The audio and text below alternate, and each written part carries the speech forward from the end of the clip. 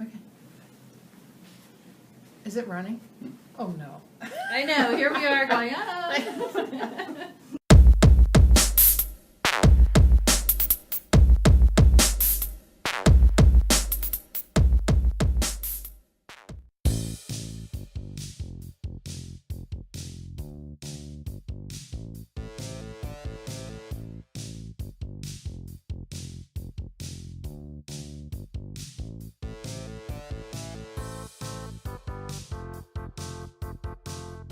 It's so nice to see you again, and it's great being back at South River High School. The one thing that I wanted to talk with you about a little bit today and to share with our friends is the facilitation method that we use in You Are Here Now What? Because students today are no longer accepting of being lectured to constantly. They want to take a part in their learning.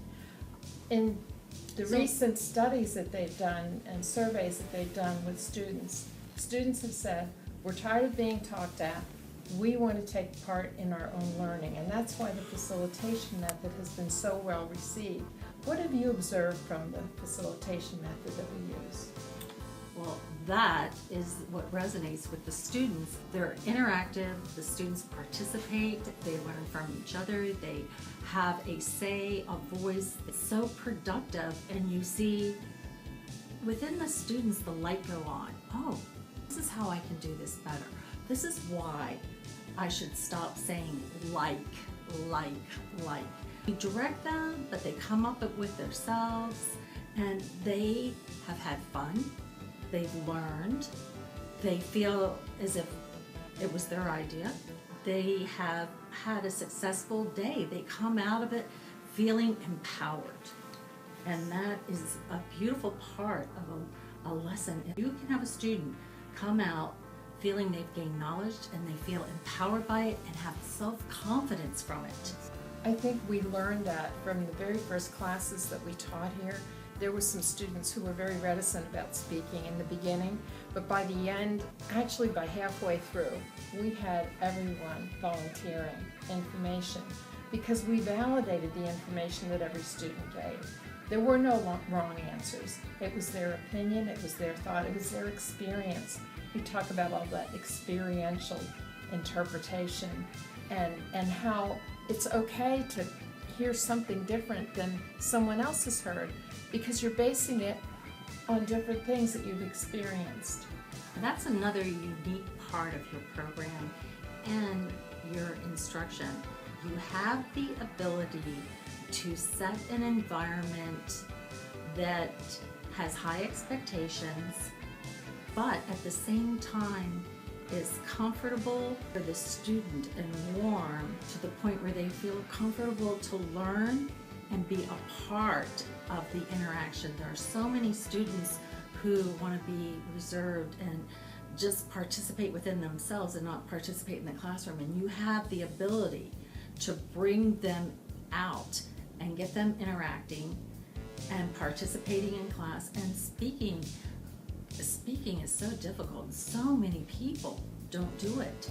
They won't do it. They're afraid to do it, and yet they have to do it everywhere in life. There is no place in life where you will not have an occasion, not only job interviews, but a job that you have, or getting a loan for a car. There will be so many occasions in life where you will need skills where you can speak to people properly.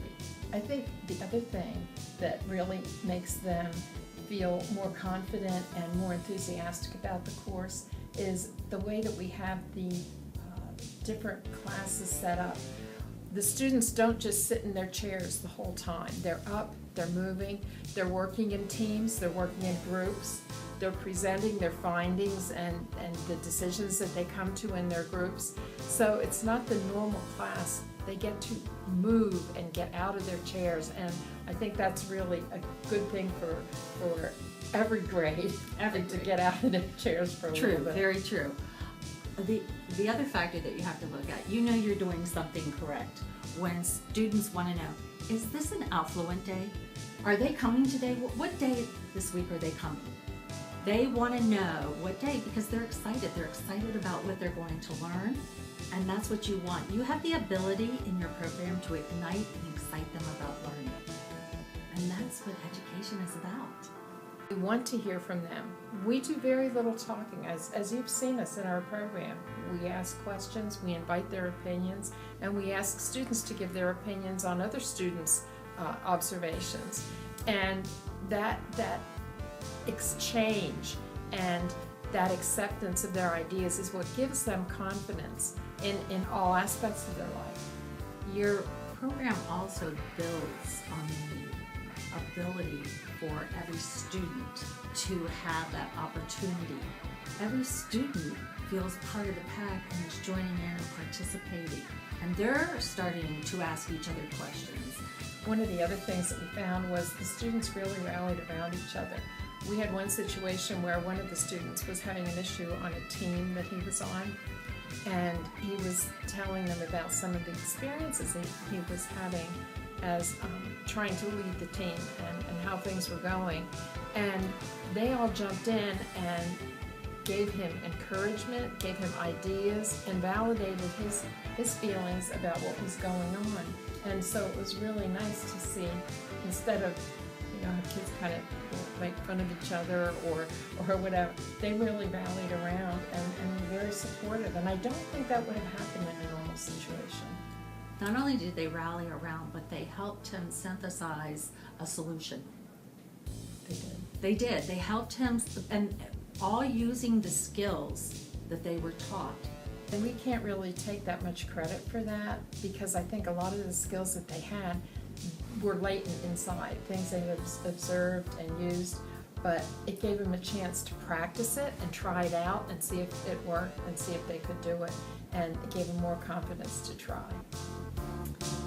I think you're underestimating the power of your program, because I've worked with students in this program a lot, and I find that even though the teacher is teaching the same concepts and using interactive methods, it's bringing you in, it's the chemistry that you create with the students, it is the methods that you use in your program that is resonating with the students that makes the product that we're getting.